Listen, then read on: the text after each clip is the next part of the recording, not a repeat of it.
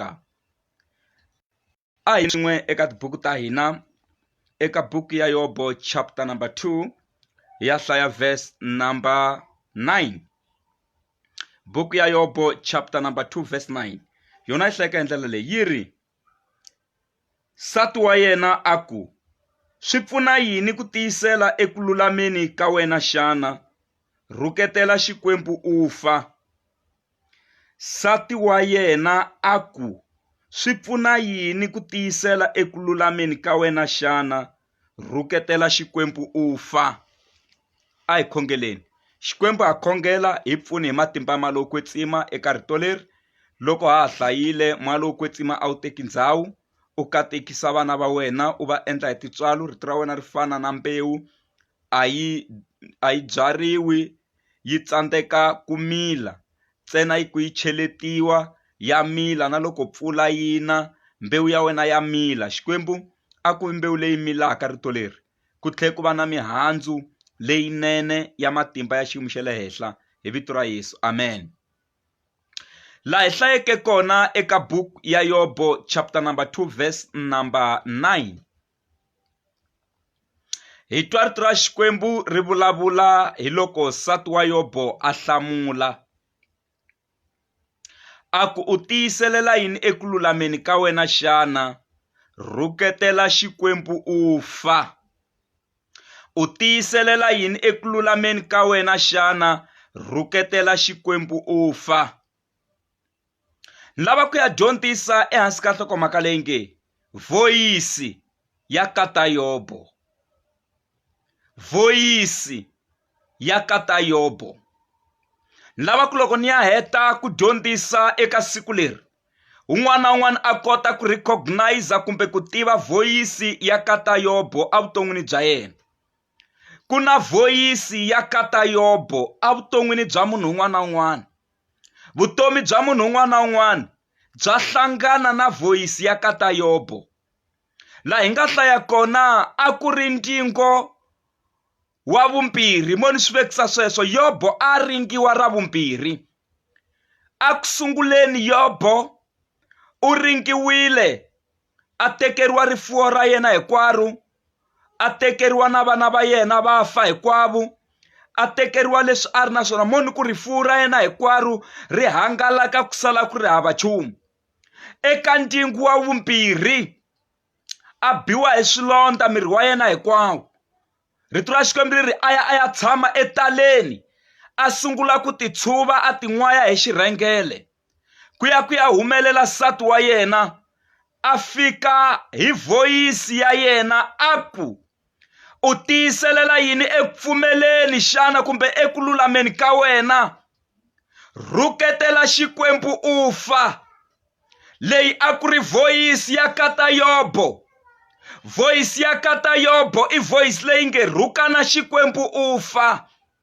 Na ku tshemba na ku pfumela ku voyisi leyi a yi ta hi ndlela ya kahle, hi ndlela ya ku khongotela Yobo, ku a kota ku twisisa ku hakunene xo antswa i ku a rhukana xikwembu a fa.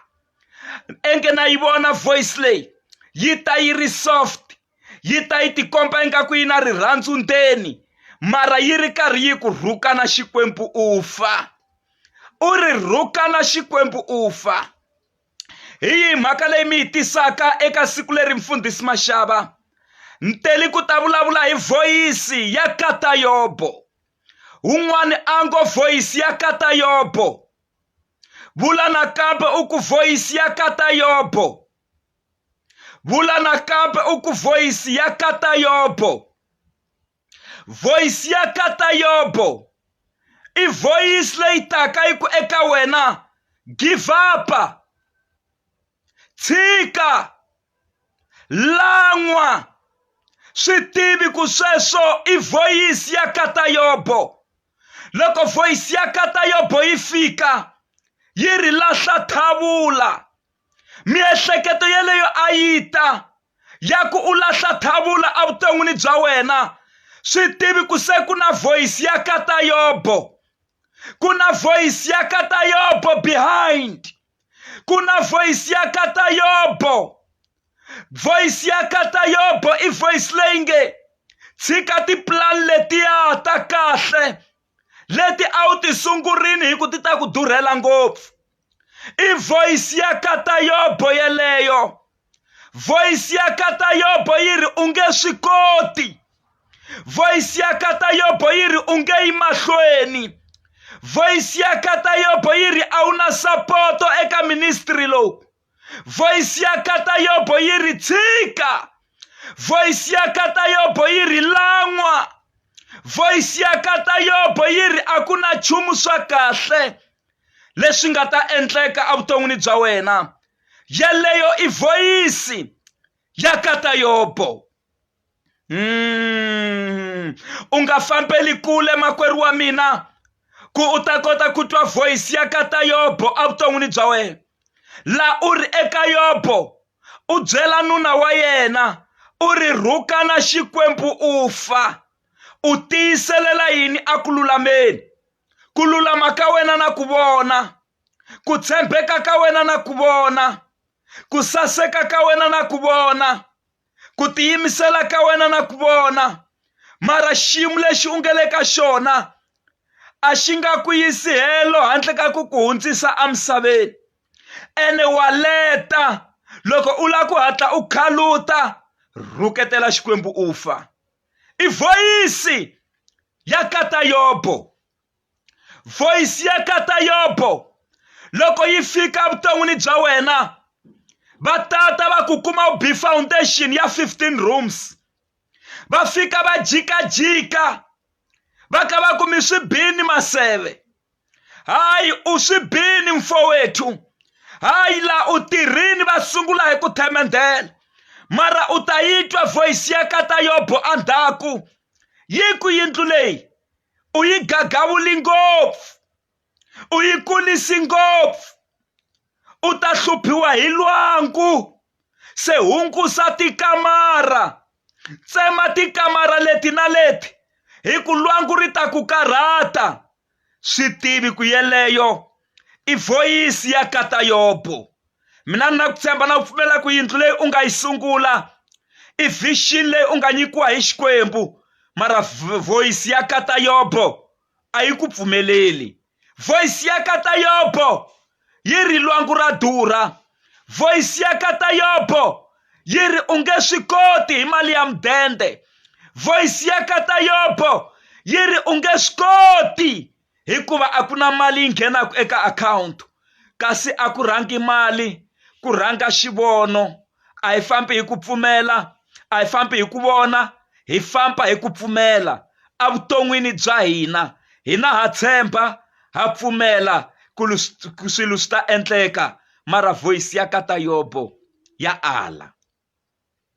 Voice ya Katayobo makwerhu wa mina i voice leyi taku evuton'wini bya wena yi ku na swi vona ku u le xikolweni, mara leswi u swi dyondzelaka swi hava ntirho. Vanhu vo tala vo yo tshama, vanhu vo tala va le ku hluphekeni. Why u trainela swilo leswi nga ri havaka mintirho? Swatswa u tshika wo dyondzela mahala, nkarhi wolowo u endla 3rd year kumbe 4th year kumbe u endla lembe ra vu-5 hi ku repeat tin'wana tikhoso. Mara voice ya Katayobo yi fika yi ku leswi u swi dyondzelaka swi hava ntirho. Leswi u swi dyondzelaka a wu nga thoriwi helo. Leswi u swi dyondzelaka u nge kumi nchumu evuton'wini. Yeleyo i voice ya Katayobo. U nga yi yingisi. Na Yobo a nga yi yingiselangi voice ya nsati wa yena. A nga yi yingiselangi voice ya ku a rhuketela Xikwembu a fa.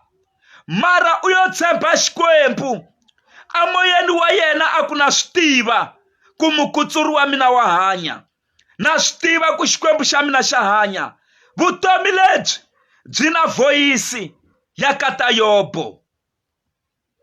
Voice ya Katayobo loko u xava movha wa kulukumba u ta yi twa yi ku tlherisa u ta hluphiwa hi diesel, tlherisa u ta hluphiwa hi petrolo. Hayi a wu vona u na movha wa kahle mara petrolo yi ta n'wi karhata. Yeleyo i voice ya Katayobo. Ku na voice ya Katayobo leyi ngo rhuka na Xikwembu u fa. Ku na voice ya Katayobo leyi nge swi nge endli. Ku na voice ya Katayobo leyi nge i nyuku wa mbyana u ta helela amoyeni. Ku na voice ya Katayobo yi ri nyuku wa mbyana wu helela voyeni. Voice ya Katayobo yi ri a swi nga yi helo. Ku na voice ya Katayobo. Vana careful kwalano u nga kona makwerhu wa mina, hi matimba ya malokwetsima. Voice ya Katayobo yi ri nsati loyi a mi fanelani. Voice ya Katayobo yi ri n'wanuna loyi a nga ku teka a mi fanelani. A nge le ka levhele ya wena, status xa wena a xi fambelani na yena. Yeleyo i voice ya Katayobo. Be careful hi voice ya Katayobo, hi ku yi le ku onheni atindhawini. Ku na voice ya Katayobo leyi ngo tshika nsati wa wena. Ku na voice ya Katayobo leyi ngo tshika nuna wa wena. Ku na voice ya Katayobo leyi ngo tshika maxaka ya wena. Ku na voice ya Katayobo leyi ngo tshika vomakhelwani wa wena u nga va hlamuli. Ku na voice ya Katayobo leyi ngo nga hlayisi vana va wena. Ku na voice ya Katayobo leyi nge swa wena swi nge yi helo avuton'wini. Yeleyo i voice ya Katayobo. U ri eka Yobo u tiyiselela yini eku lulameni xana? U tiyiselela yini eku lulameni ka wena? Rhuketela xikwembu u fa. Yeleyo i voice ya Katayobo. Voice ya Katayobo yi ri eka wena. A swi bohi ku hanya u ri na layisense. Munhu wa hanya a ri hava layisense.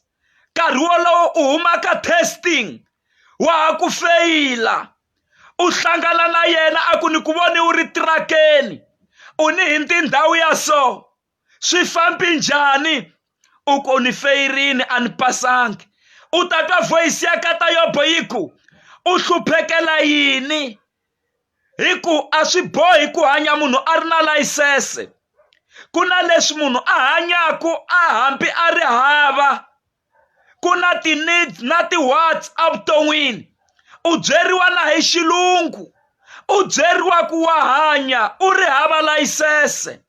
Ina u vula swona mara wena u le ku laveni ka layisense hi nkarhi wolowo. Se voice leyi yi tela ku u amukela mhaka leyi. U swi vona ku hakunene na hanya ni ri hava layisense, ku u nga hayi u ya buka u ta kota ku testiwa u kuma layisense. Yeleyo i voice ya Katayobo. Voice ya Katayobo i voice ya ku heta matimba. Voice ya Katayobo i voice ya ku thelelisa ndhaku. Ku na voice ya Katayobo. Voice ya Katayobo yi ri u na xivundza. Zama swin'wana leswi nga ta ku susa xivundza. Endla swin'wana leswi nga ta ku susa xivundza. You are lonely.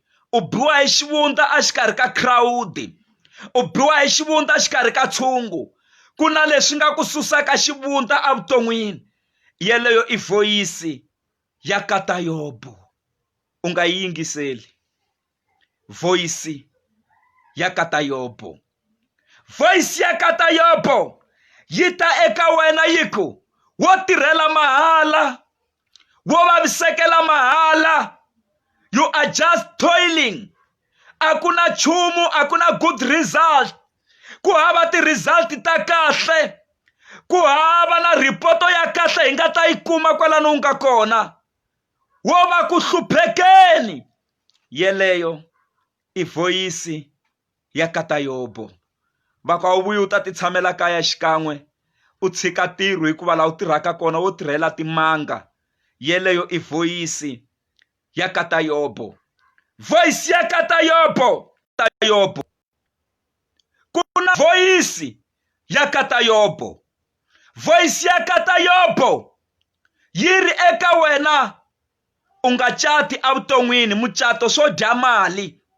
Hava vona na vhiki ri nge se hela. Hava vona vanhu va cata na tin'hweti tinharhu ti nge se hela va divosana. se mucato ko va nchumu na nchumu leswiya u nga ze u cata wa hemba yeleyo i voice ya kata Yobo. U nga yingiseli. Wena loko u lava mucato cata, loko u lava ku lovola sati lovola. Voice ya kata Yobo yi ta ku byela ku sati u tela ku hetela mali, u ta ku dyela mali. U nga teki sati, hanya u ri wexe. Yeleyo i voice ya kata Yobo.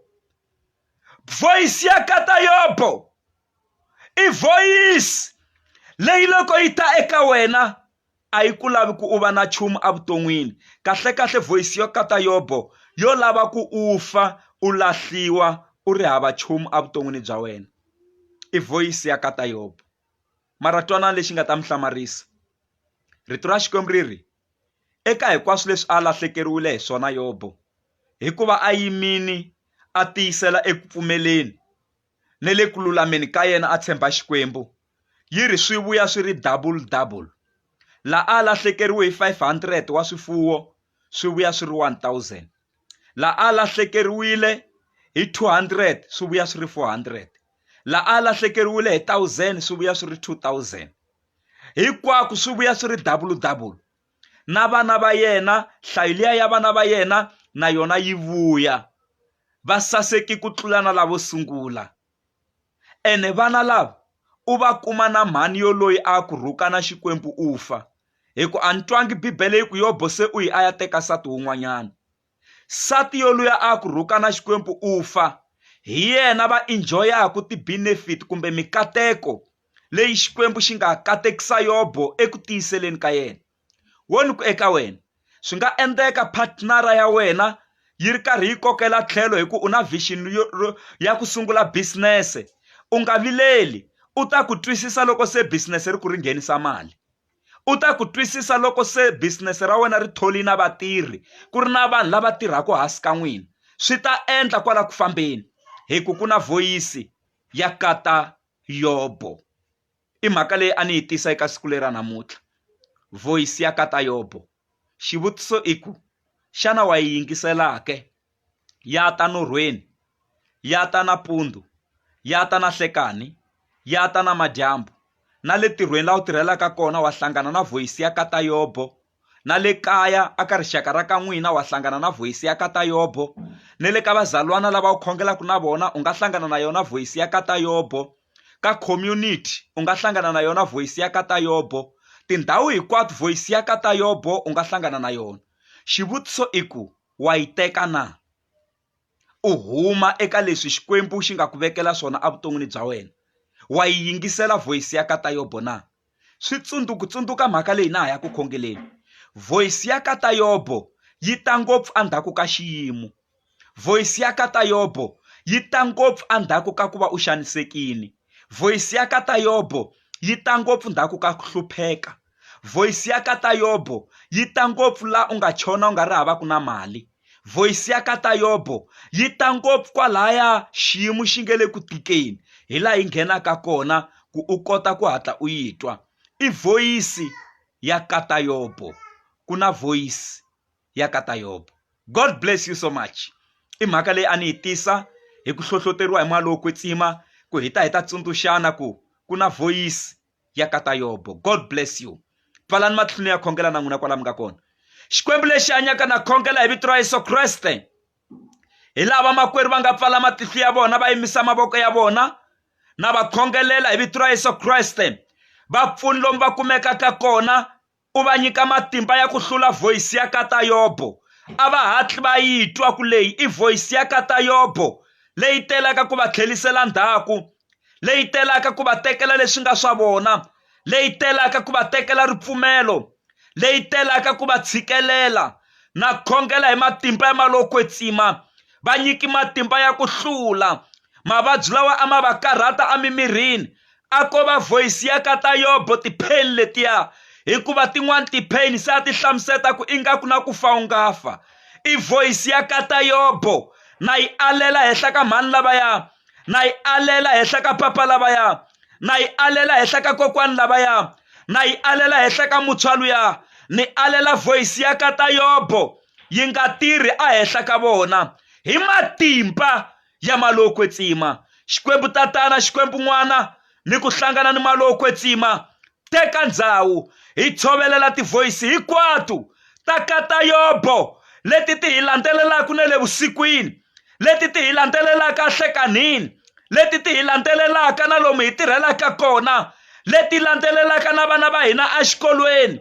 Hi vito ra matimba ra Yesu ha yi alela voyisi ya kata Yobo, voyisi ya ku rhuka na xikwembu u fa, voyisi ya ku tshika u nga ha yi mahlweni, voyisi ya ku lan'wa, voyisi ya ku a ku nga humi nchumu swa kahle u za u hundza emisaveni. Ha yi alela hi vito ra Yesu, hi rixaka ra ku humelela, hi rixaka ra ku boxeketa. Katekisa vana va wena va endli hi tintswalo hi matimba ya mali yo kwetsima. In Jesus' name, amen and amen.